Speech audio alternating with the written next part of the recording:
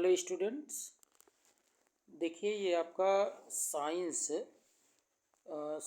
का ये जो आपका एग्ज़ाम हाफ ईयरली एग्ज़ाम होता है उसके कुछ क्वेश्चन हैं जिसमें केवल हम लोग केमिस्ट्री का जो पोर्शन है उसको हम लोग देखेंगे।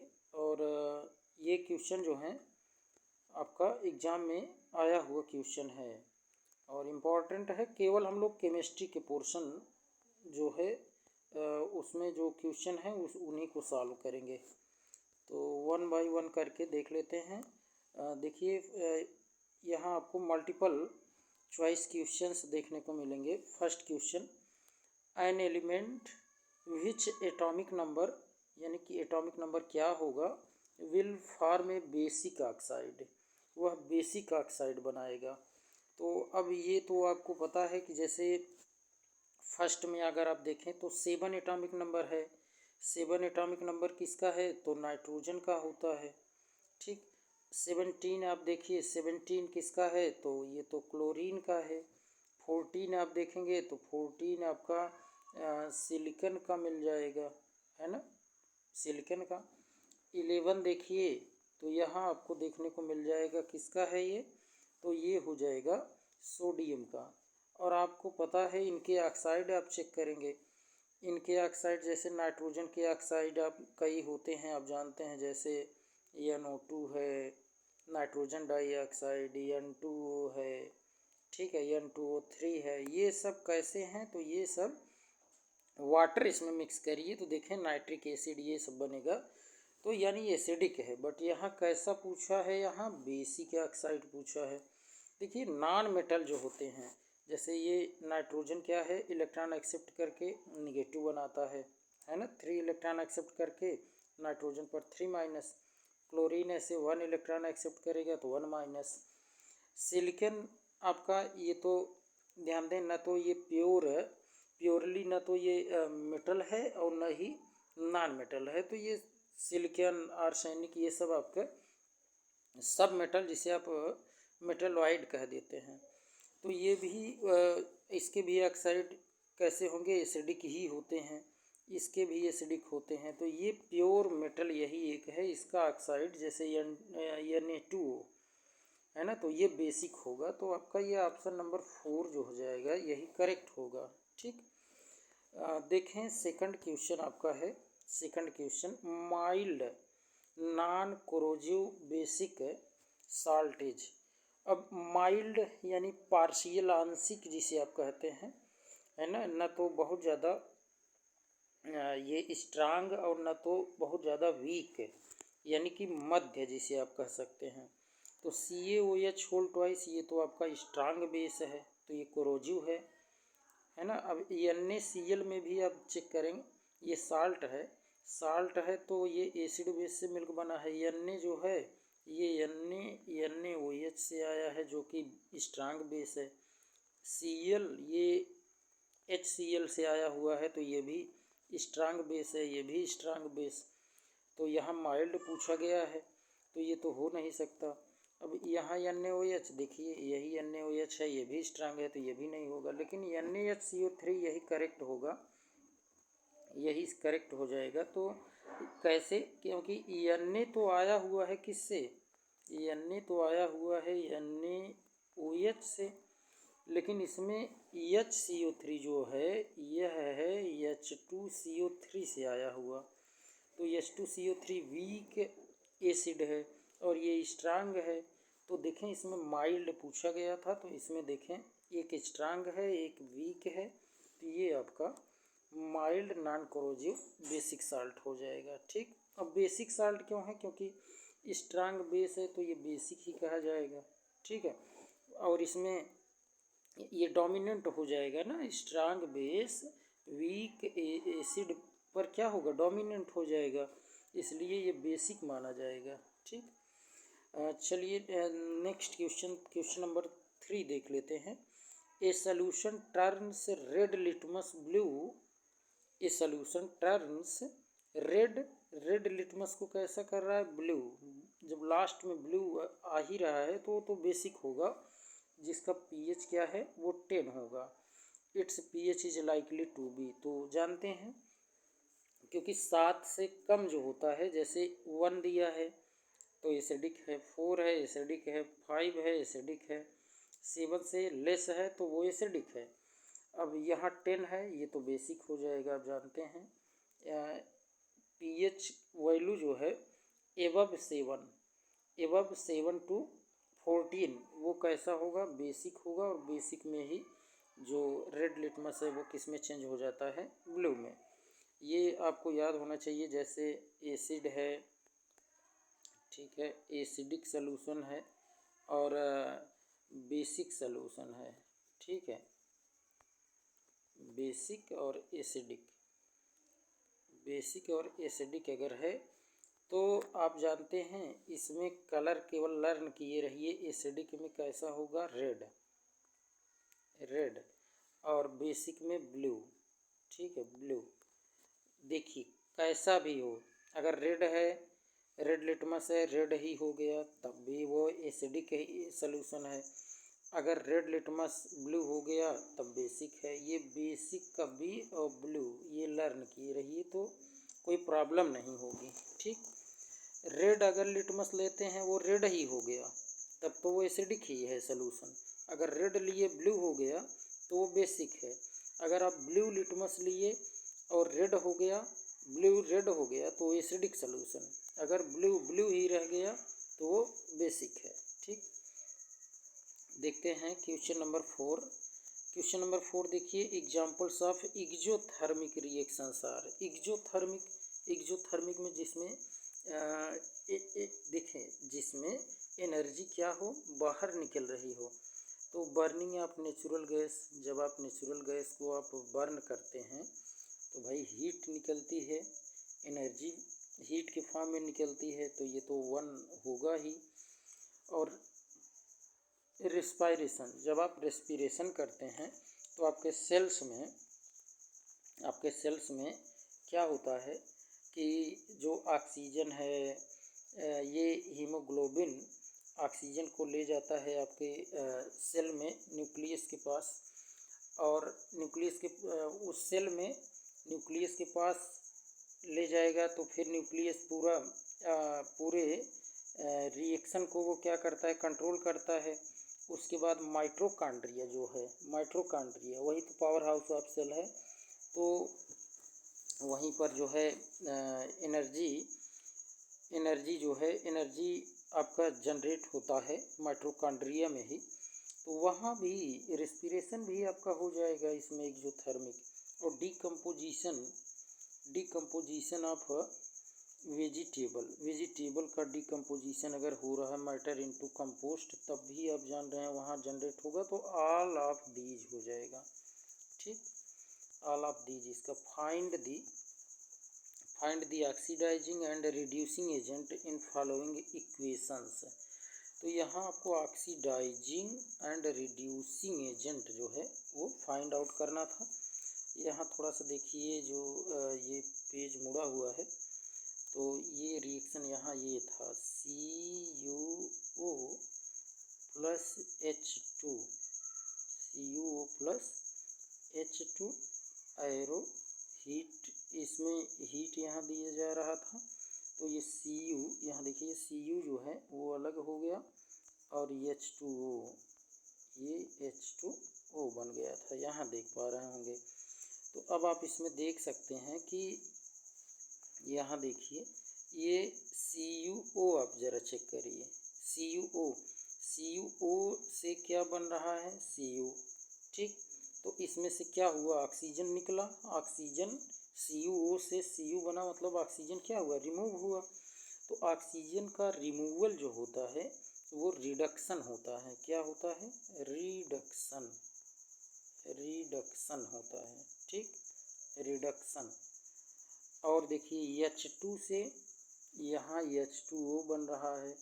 अब देखिए H2 से H2O बन रहा है तो H2 में क्या ऐड हो गया, O ऐड हो गया। तो आप जानते हैं ऑक्सीडेशन, ऑक्सीजन का एडिशन ही तो ऑक्सीडेशन है। तो यहाँ तो आपका ऑक्सीडेशन हो रहा है, ठीक है। और ये बात आप जानते रहिए कि जिसका रिडक्शन होता है, किसका हुआ, CuO का, CuO का रिडक्शन हो रहा है, इसलिए यह ऑक्सीडाइजिंग हो जाएगा। क्या होगा, ऑक्सीडाइजिंग होगा, ऑक्सीडाइजिंग हो जाएगा, ऑक्सीडाइजिंग, ऑक्सीडाइजिंग। और जिसका हो रहा है ऑक्सीडेशन वो हो जाएगा रिड्यूसिंग। क्या होगा, रिड्यूसिंग, वो रिड्यूसिंग हो जाएगा। ठीक है, तो आप एक हिसाब से देखें, ऑप्शन में पहले ऑक्सीडाइजिंग पूछा है तो CuO होना चाहिए ऑप्शन में, और फिर रिड्यूसिंग पूछा है तो H2 होना चाहिए। तो फर्स्ट ऑप्शन में अगर देखें CuO और H2 दिया है ना, फर्स्ट ऑप्शन में CuO जो है ये ऑक्सीडाइजिंग है और H2 क्या है, रिड्यूसिंग एजेंट है। तो इस तरीके से आप इसको सॉल्व कर सकते हैं। देखते हैं next question, short answer, short answer type questions ज़रा देखें। आपको ये क्वेश्चन नंबर 6 देखिए, what does one mean by exothermic and endothermic reactions, give examples. तो यहाँ आपसे एक्सोथर्मिक और इंडोथर्मिक रिएक्शन पूछ रहा है और साथ में एग्जांपल। तो देखिए इसमें, देखिए इसमें आपको यहाँ पर आंसर आपको मिल जाएगा। वही क्वेश्चन है, what does one mean by exothermic and endothermic reactions, give examples. देखिए इसका answer, chemical reactions that release energy in the form of heat, light और sound are called exothermic reactions. वही आपका देखिए, ऐसी रिएक्शन जिसमें हीट निकले, लाइट भी निकले, ठीक है, और साउंड, आर साउंड, कोई जरूर नहीं एक साउंड निकले ही, आर साउंड, तो आर कॉल्ड एक्सोथर्मिक रिएक्शन वही कहे जाएंगे। एग्जाम्पल में जैसे mixture of sodium and chlorine to yield table salt, sodium और क्लोरीन के रिएक्शन आप करवाएंगे तो टेबल साल्ट यानी NaCl, सोडियम क्लोराइड, वही खाने वाला जो साल्ट है वो प्राप्त होगा। और इसमें साथ में यहाँ देखें 411 किलो जूल एनर्जी जो है वो रिलीज भी होगी। तो ये आप दे सकते हैं एक एग्जांपल।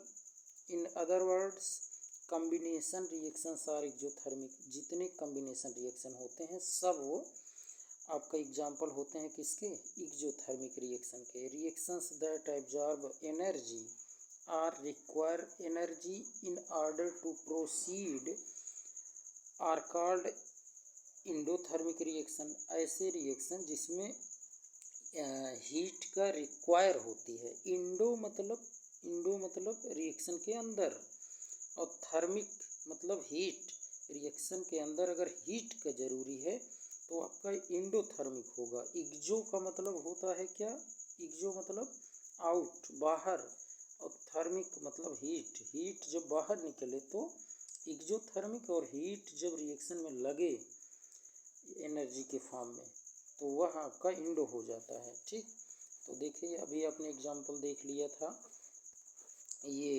एक्सोथर्मिक का, अब आप एग्जांपल देख लीजिए इंडोथर्मिक का।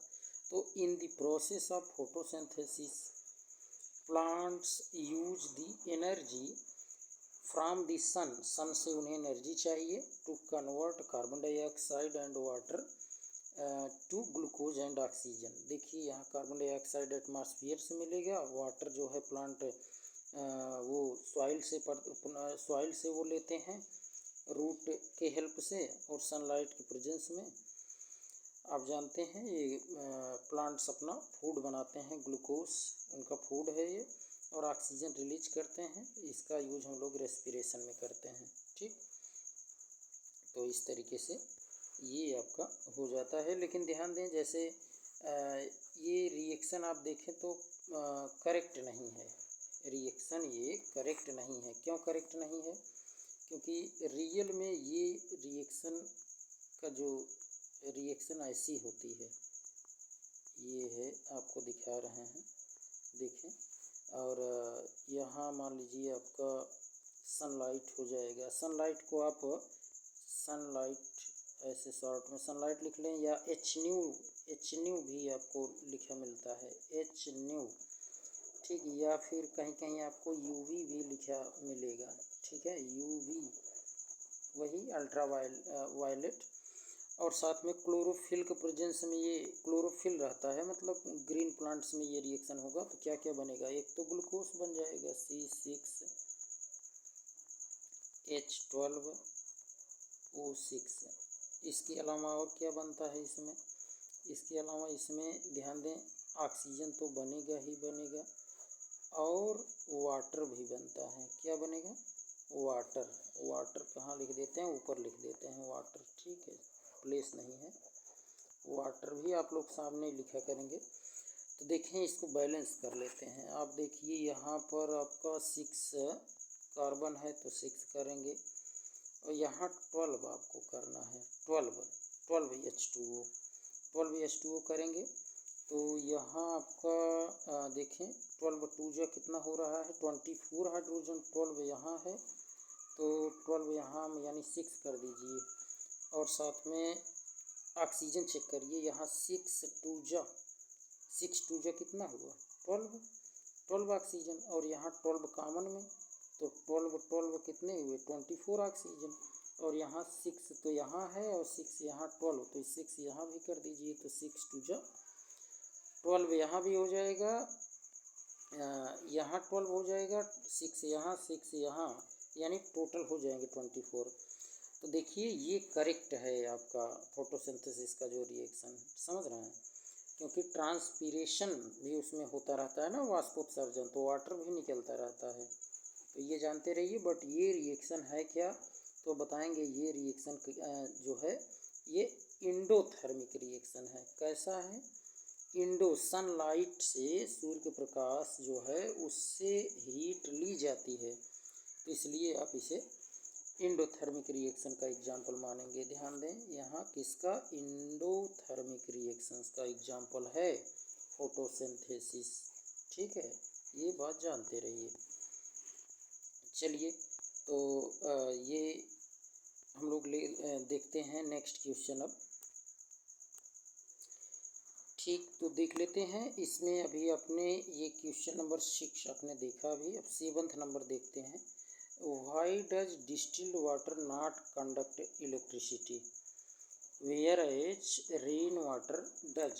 तो सिंपल सी बात है, distilled water does not conduct electricity because it is neutral in nature। यह उदासीन प्रकृति का होता है, ठीक। इट्स pH वैल्यू जो होता है किसका, डिस्टिल्ड वाटर का, आसुत जल का pH वैल्यू कितना होगा 7। तो जितने H+ होते हैं उतने ही OH- होता है इसमें, तो एक दूसरे को न्यूट्रल कर देते हैं, इसलिए ये इलेक्ट्रिसिटी इसमें से पास नहीं होती, ठीक। Whereas rain water does, rain water क्यों कंडक्ट इलेक्ट्रिसिटी करता है, क्योंकि रेन वाटर जो होता है बहुत सी गैसें वाटर से रिएक्शन करके, जैसे आपका SO2 गैस हुआ, ठीक है, NO2 गैस हुआ, ये गैसें क्या करती हैं, देखते हैं बहुत से जो इंडस्ट्रीज हैं उन सब से निकलती हैं, तो ये जाके वाटर से रिएक्शन करके वाटर को एसिडिक बना देती हैं, जो रेन वाटर होता है। तो जब एसिडिक बना देंगे तो एसिड अगर बनेगा, जैसे मान लो ये हुआ, तो अगर वहाँ बन गया H2SO3 सल्फ्यूरस एसिड, ठीक है, और अगर इनसे रिएक्शन हुआ तो HNO3 बना, तो ये वाटर में ब्रेक हो जाएगा, है ना, वाटर में ब्रेक हो जाएगा, 2H+ SO3 2- H+ NO3 पर 1-, तो ये क्या है कि आयन जनरेट कर देते हैं और जिससे इलेक्ट्रिसिटी क्या होती है वो उसमें से पास होती है, उसी को आप कहते हैं कि ये जो रेन वाटर है, rain water does conduct electricity, ठीक, ये आप बता सकते हैं, सिंपल है।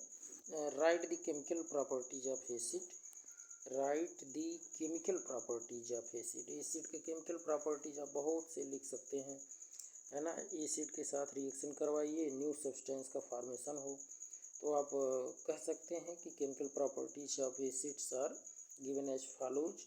फर्स्ट पॉइंट आप कर सकते हैं कि देखिए यहाँ मैं बनाता हूँ जिससे आपको समझ में आए। देखें आप फर्स्ट पॉइंट यही केमिकल प्रॉपर्टीज आप लिखेंगे एसिड का। तो reaction with reaction reaction with reaction with base आप दे दो, एसिड के साथ कर रहे हैं तो बेस का रिएक्शन करवा दिए जाए।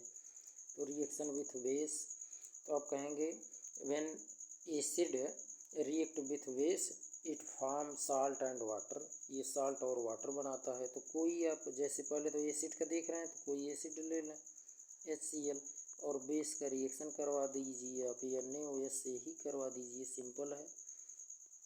तो देख रहे हैं इसमें ये ब्रेक कर जाएगा H प्लस में और ये Cl माइनस में, Na प्लस में, OH माइनस में।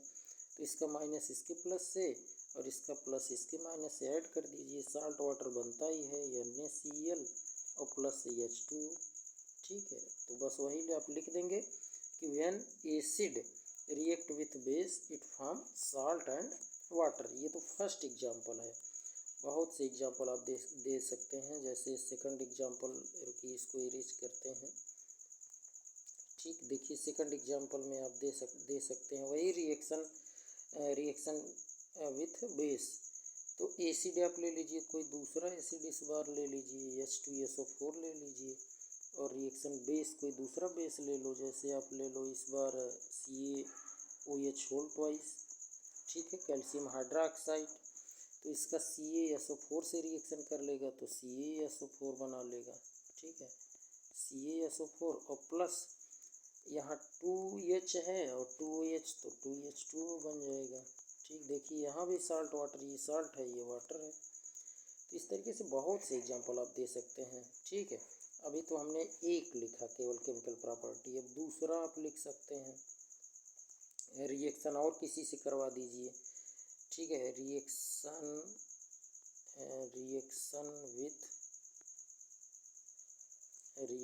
विथ किसी और के साथ आप करवा दीजिए। रिएक्शन विथ इस बार करवा दें हम, ये आप करवा सकते हैं। जैसे अमोनियम साल्ट से भी आइए देख लेते हैं। अमोनियम साल्ट क्या, चलिए छोड़िए, इससे करवाते हैं। ये मेटेलिक कार्बोनेट देखें, मेटल कार्बोनेट कंपाउंड से करवाते हैं। Reaction with metal carbonate compound है ना, या कार्बोनेट कंपाउंड आप कह सकते हैं। वैसे मेटल कार्बोनेट कंपाउंड लिखते हैं, मेटल कार्बोनेट। ठीक है, मेटालिक लिख दें यहाँ, तो मेटालिक कार्बोनेट कंपाउंड। ठीक है, इस तरीके से। तो अब आप ऐसे लिख सकते हैं कि जैसे आप देखें क्या क्या हो रहा है, तो आप लिख देंगे जैसे ये HCl ले लीजिए और मेटल कार्बोनेट कंपाउंड जैसे मान लो हमने ले लिया CaCO3 रिएक्शन करवा लिया तो CaCl2 साल्ट बनेगा, CaCl2 हो गया। और साथ में देखें यहाँ Cl2 होगा, जब 2 लगाएंगे तो यहाँ से 2H और एक ऑक्सीजन से रिएक्शन करके H2O बना लेगा, H2O। और क्या बन जाएगा इसमें, यहाँ जब एक ऑक्सीजन इसमें से निकलेगा तो यहाँ CO2 बचेगा, CO2। इस तरीके से आप लिख सकते हैं कि when acid react with metallic carbonate compound it forms salt water and carbon dioxide gas. ठीक, तो ये भी आप दे सकते हैं। और भी आप और भी बहुत से ऐसे रिएक्शन हैं जिसे आप दे सकते हैं। ठीक है, सिंपल है। तो यहाँ पर पूछा क्या था, यहाँ पर पूछा था ये right chemical properties of acids. तो आप लिख सकते हैं बहुत से, जैसे बेस से अभी हमने करवाया, फिर मेटालिक कार्बोनेट कंपाउंड से करवाया। ठीक, इसके अलावा और भी आप बहुत से लिख सकते हैं। क्वेश्चन नंबर 9 देखें, right the importance of pH in everyday life. Everyday life में pH का क्या इम्पोर्टेंस है, तो एकदम सिंपल है pH का इम्पोर्टेंस। आइए आपको दिखाते हैं इसका थियरी। तो यहाँ आपको देखने को मिलेगा, देखिए ये importance of pH in everyday life. तो बहुत से आप ऐसे इसमें देख सकते हैं। जैसे देखें, ये प्लांट्स एंड एनिमल्स पीएच जो है वो सेंसिटिव होता है। तो our body works within the pH range 7 to 7.8। तो ये भी, इससे कम भी नहीं होना चाहिए, ज़्यादा भी नहीं होना चाहिए। तो प्लांट्स और एनिमल्स का जो पीएच है ये इसी पे अच्छे से वर्क करता है, 7 से 7.8। तो इससे कम ज़्यादा नहीं होना चाहिए। जानते रहिए यही रेंज है, इसी के बीच में होना चाहिए। Living organism can survive only in the narrow range of pH change. थोड़ा बहुत चेंज होगा चलेगा। When pH of rain water is less than 5.6 it is called acidic rain हो जाएगा। तो देखें बहुत सी इम्पोर्टेंस हैं इसके। When acid rain flows into the river it lowers the pH of river water. River water का भी पीएच फिर लो हो जाएगा। और survival of aquatic life in such river becomes difficult. जो उसमें फिश होंगी और भी जो एक्वाटिक एनिमल्स होंगे वो सब डिस्टर्ब होंगे। ठीक है। और देखें सॉइल में भी, ये भी इसी के अंतर्गत आता है। सॉइल का भी पीएच रेंज जो है वह भी एक स्पेसिफिक होना चाहिए। उसमें भी अगर आप जैसे कम हो रहा है, ज़्यादा हो रहा है, तो वहाँ का सॉइल जो है उतना अच्छे से वो प्लांट उसमें उस सॉइल में ग्रो नहीं करेंगे। ठीक, ये भी आप दिखा सकते हैं। और देखें pH in our digestive system में भी पीएच रेंज आपने देखा ही, 7 से 7.8 के मिडल होना चाहिए। उसमें भी कम ज़्यादा होगा, कम हो गया तो फिर एसिडिटी हो जाएगी। ठीक है। तो इस तरीके से आप इसमें लिख सकते थे। ठीक है। PH change as a cause of tooth decay भी हो जाएगा। जैसे अगर पीएच चेंज होता है, देखें tooth decay starts when the pH of mouth is lower than 5.5। 5.5 से अगर कम हो जाएगा पीएच तो दांत का क्षरण होने लगेगा, है ना, टूथ डिके। और वही टूथ इनेमल, दांत के ऊपर वही वाइट आपको जो जिससे दांत आपका जो टूथ है वो क्या है, चमकता रहता है। तो वही इनेमल है। और यही सबसे हार्डेस्ट सब्सटेंस भी है बॉडी का, इनेमल। ठीक, तो ये सब जानते रहिए कि मतलब पीएच 5.5 से लेस होगा तो क्या होगा, टूथ डिके होने लगेगा। और self defence bye animal by plant, ये तो छोड़िए। जैसे आप ये पीएच का इतना आप इसको नोट कर सकते थे। चलिए देखते हैं हम लोग ये 10th नंबर का क्वेश्चन देखें, इंपॉर्टेंट है 10th नंबर का। Identify the compounds x on the basis of the reactions given below. Also write the name and chemical formula of ABC। और साथ में हमें क्या चेक करना था इसमें, ये कंपाउंड एक्स क्या है। ये कंपाउंड एक्स क्या है, जो जिंक से रिएक्शन करेगा तो यहाँ हाइड्रोजन रिलीज करेगा और ए क्या बनेगा। ऐसे ही हमें ये बी सी सब निकालना था। तो ये 1 बाय 1 करके देखते हैं। देखिए थोड़ा जूम कर देते हैं जिससे पता चले आपको।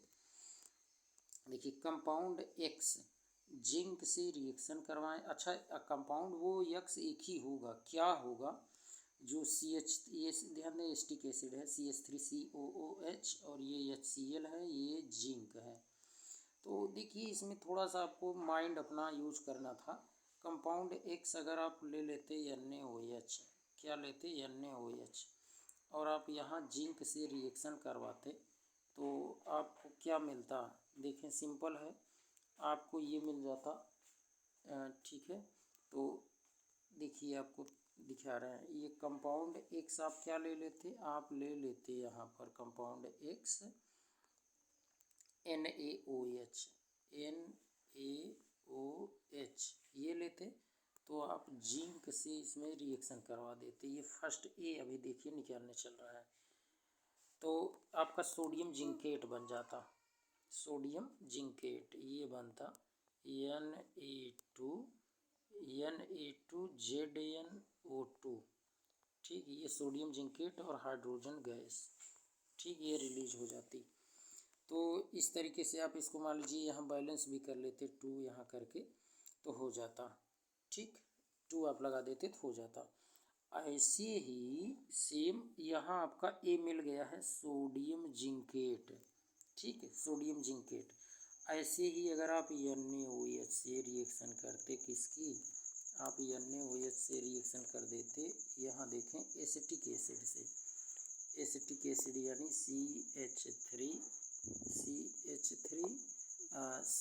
COOH, तो सिंपल है। यहाँ भी आप देखिए क्या बन जाता, तो ये बेस है तो अपना OH देगा, और ये एसिड है तो H देगा, तो H2O बन जाएगा, और CH3COO बन जाएगा। तो यहाँ B क्या हो जाता, CH3COO, सोडियम एसीटेट, और वाटर भी बनता, तो ये वाटर ऑलरेडी यहाँ लिखा ही था, ठीक है। ऐसे ही HCl का तो एकदम आसान सा है कि अगर आप NaOH के साथ अगर HCl का आप रिएक्शन करवाते, देखिए इसमें HCl से तो एकदम ईजी सा है। NaCl, यहाँ C क्या हो जाता, NaCl हो जाता, NaCl, और साथ में देखिए इसका OH इसका H, ये रिएक्शन कर क्या बना लेते, वाटर, और ये ये Cl, तो NaCl बन जाता, ईजी था, ठीक है। इस तरीके से आप इसको कर सकते थे, इजी क्वेश्चन था। और देखें यहाँ match the acids given in column A with their correct source of column B, ठीक। तो यहाँ एक ये तो इजी सा, देखें लैक्टिक एसिड आपको पता है, लैक्टिक एसिड मिल्क से रिलेटेड इसमें कौन सा है, तो आप बताएंगे कर्ड, ठीक, कर्ड बताएंगे। ऐसे ही आप देखें यहाँ एसिटिक एसिड विनेगर में होता है, सिरके में। ऐसे ही आप देख सकते हैं सिट्रिक एसिड आपको पता है किस में है, लेमन में, ठीक। और इसी तरीके से आप दिखा सकते थे ऑक्जेलिक एसिड, आप जानते हैं टमाटर में होता है, ठीक। तो इस तरीके से आप इसमें कर सकते थे। अच्छा, फार्मूला अगर जानना हो, जैसे लैक्टिक एसिड का अगर फार्मूला जानना हो तो आप जानते रहिए, ये है CH3CHOH, और यहाँ आप COOH, ये रहा लैक्टिक एसिड, ठीक, लैक्टिक एसिड। अच्छा, ये सिट्रिक एसिड का देख लेते हैं, सॉरी एसिटिक अभी है, इसके बाद एसिटिक एसिड सबको पता है, CH3COOH, ये आपका एसिटिक एसिड है, ठीक। सिट्रिक एसिड का देखें, सिट्रिक एसिड क्या होता है, सिट्रिक एसिड आपका ये है CH2COOH, ऐसे यहाँ COOH, और इधर लेफ्ट साइड OH, और यहाँ CH2COOH, ये आपका सिट्रिक एसिड है, ठीक। आइए आपको दिखाते हैं ऑक्जेलिक एसिड, ये है COOH, यहाँ COOH। अच्छा, इतने को आप लिख सकते थे, देखिए COOH कितनी बार है, 2 बार है, तो आप COOH करके होल ट्वाइस भी लिख सकते हैं, ये भी आपका फार्मूला हो जाएगा, किसका, ऑक्जेलिक एसिड का, ठीक। तो ऑक्जेलिक एसिड देखते ही हैं, ये आपका फार्मूला है इसका। चलिए ठीक, देखते हैं नेक्स्ट क्वेश्चन हम लोग। यहाँ देखें आप, what will be the action of following substance on litmus paper, simple, litmus paper पर इनका एक्शन क्या होगा, ड्राई HCl, देखें ड्राई है तो लिटमस पेपर पर कोई एक्शन नहीं होगा, ठीक है, ड्राई है ना, इसलिए। अगर ये वेट होता, गीला होता, मॉइस्ट होता तब तो होता। तो लेमन जूस में आप जानते ही हैं सिट्रिक एसिड है, ये कैसा है, एसिड है, तो ये क्या करेगा, ये कलर चेंज कर देगा ना भाई, एसिडिक है, तो आप जानते हैं कि ब्लू लिटमस पेपर कैसा हो जाएगा, रेड हो जाएगा, ब्लू लिटमस पेपर रेड हो जाएगा, किसमें, रेड होगा, लेमन जूस में। अच्छा, सॉफ्ट सॉल्यूशन जो होता है वो बेसिक होता है, बेसिक है तो इसमें रेड लिटमस पेपर ब्लू हो जाएगा, ठीक। और डाइल्यूट सल्फ्यूरिक एसिड, ये भी एसिड है, तो इसमें क्या होगा, देखिए एसिडिक है, डाइल्यूट मतलब वाटर मिला हुआ है सल्फ्यूरिक एसिड में, तो इसमें कैसा कलर देखने को मिलेगा, जो भी ब्लू लिटमस पेपर होंगे वो सब रेड हो जाएंगे। ठीक है, ये बात जानते रहिए, सिंपल है। लॉन्ग आंसर टाइप क्वेश्चंस आप देख सकते हैं। Zinc liberates hydrogen gas when reacted with dilute HCl whereas copper does not, explain why. तो जिंक, अच्छा जिंक जो है, आप ये तो सिंपल क्वेश्चन सा है, आपको अगर एक्टिविटी सीरीज लर्न है ना तो आप बहुत इजीली कर सकते हैं। Zinc liberate hydrogen gas. अब आपको ये देखिए वही है कि चलिए बनाते ही हैं यहाँ। देखिए ये यहाँ थोड़ा सा इसमें प्लेस, चलिए यहीं बनाना पड़ेगा। देखिए जैसे आप देखें ये है लिथियम, यहीं लिख देते हैं। ठीक, लिथियम है, ये पोटेशियम, बेरियम, ये एक्टिविटी सीरीज की बात मैं कर रहा हूँ। स्ट्रांसियम, कैल्शियम, फिर सोडियम, फिर Mg आ जाएगा, एल्युमिनियम, Mn, फिर Zn, इसके बाद क्रोमियम, फिर आयरन, फिर इसके बाद ये कैडमियम, कोबाल्ट, फिर निकिल,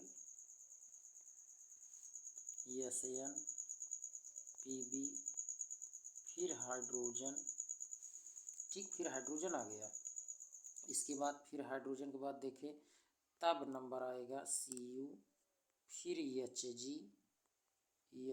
आएगा, फिर Ag आएगा, Pt आएगा, तब Au आएगा। ध्यान दें, Au अब आ जाएगा। ठीक है, देखो यहाँ हम लोगों को ये जानना था, केवल समझिए, यहाँ ये जानना था कि ये जो हाइड्रोजन, ये देखिए ये क्वेश्चन में ये कह रहा है कि ये जो हाइड्रोजन है, हाइड्रोजन देखिए, और जिंक देखिए, जिंक कहाँ गया, जिंक यहाँ है। ठीक, और ये पूछ रहा है यहाँ Cu। ये प्रश्न आप खुद समझ लीजिए क्या कह रहा है कि zinc liberate hydrogen gas when reacted with dilute HCl। Zinc जो है ज़्यादा क्रियाशील है हाइड्रोजन से, इसलिए हाइड्रोजन लिबरेट होगी। While copper is less reactive, while copper देखिए हाइड्रोजन से लेस है, while copper is less reactive than hydrogen, so it so copper does not liberate hydrogen gas. ठीक है, सिंपल सी बात यही है, आप जानते रहो कि जो जिंक है, जिंक ये ज़्यादा क्रियाशील है हाइड्रोजन से, इसलिए हाइड्रोजन लिबरेट करती है। और कॉपर जो है ये लेस रिएक्टिव है हाइड्रोजन से, इसलिए ये लिबरेट नहीं करता। ये करेगा हाइड्रोजन को लिबरेट, लेकिन कॉपर नहीं करेगा। ठीक है, तो यही जानना है इसमें, और ये रिएक्शन आप ऐसे इसमें नोट कर देते। जिंक, थोड़ा सा ये आपको कलर दिखना चाहिए, देखें जिंक प्लस HCl, तो आप जानते हैं ZnCl2 बन जाएगा और हाइड्रोजन गैस लिबरेट करेगी। ठीक, बैलेंस कर लेंगे इसको, 2 लगा देंगे यहाँ। लेकिन अगर कॉपर के साथ आप HCl का रिएक्शन करवाते हैं तो आप कहेंगे नो रिएक्शन। क्या कहेंगे? नो रिएक्शन, कोई रिएक्शन नहीं होगी। ठीक है, यहाँ कोई रिएक्शन नहीं होगी। क्यों? क्योंकि copper is less reactive than hydrogen while zinc is more reactive than hydrogen. ठीक, सो जिंक लिबरेट हाइड्रोजन है। ठीक है, हाइड्रोजन को ये मुक्त कर देगा। चलिए देखते हैं हम लोग, ये complete the missing components and balance it. तो ये तो सिंपल है, हीट करेंगे CaCO3 को तो क्या बनेगा, CaO बन जाएगा, CaO और साथ में CO2, ये तो वेरी इजी है ना। HNO3 और CaCO3 का रिएक्शन करवाएंगे तो क्या बनेगा, CaNO3 का होल ट्वाइस, CaNO3 का होल ट्वाइस, और जब यहाँ 2 करेंगे, NO3 के पहले 2 करेंगे तो फिर यहाँ H2 भी हो जाएगा, तो H2O and CO2। H2O already लिखा है, यहाँ CO2 केवल लिखना था। तो ये तो आपका हो जाएगा यहाँ पे, और CO2 तो ऑलरेडी यहीं, और H2O भी आपके पास है, कर सकते थे एकदम इजी। अच्छा, नेक्स्ट दिया है which among the following are physical और केमिकल चेंजेस। इसमें फिजिकल और केमिकल चेंजेस क्या हैं, तो एकदम इजी सा क्वेश्चन है।